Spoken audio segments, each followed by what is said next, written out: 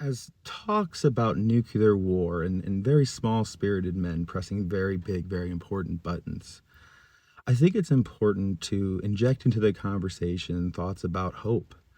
And I think that people find hope in many different ways. I think that whichever way you come to find that, it's okay. It's okay and it's good to find hope. However, a lot of people think that those of us who believe in getting prepared for bad things, whether it be nuclear war or hurricane or economic collapse, what have you, they like to think that we live in a hopeless and dreadful life. But you know, for me at least, it couldn't be further from the truth. I live a life full of hope and more every day.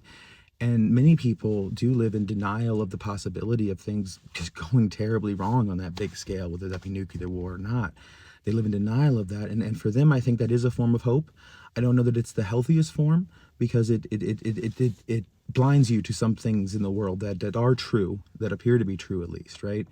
And I just think that there's different kinds of hope, right? And for me, I hope that the world can get better. I don't think that it will right away before it gets worse. I don't feel that it will.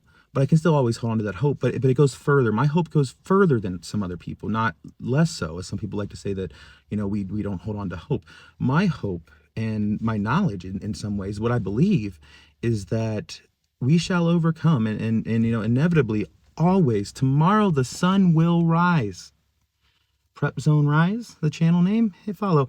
But tomorrow the sun will rise, and so will we, and so will humanity, you know? And it's always darkest before the dawn, right?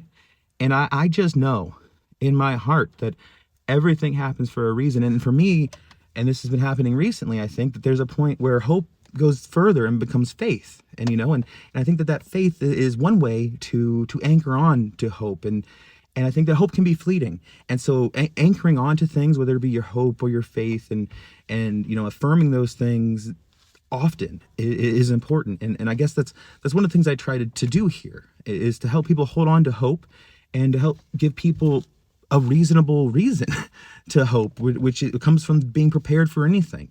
And ultimately, the mission here that I'm driven by is to help people of the world have better outcomes, regardless of the things we can't control.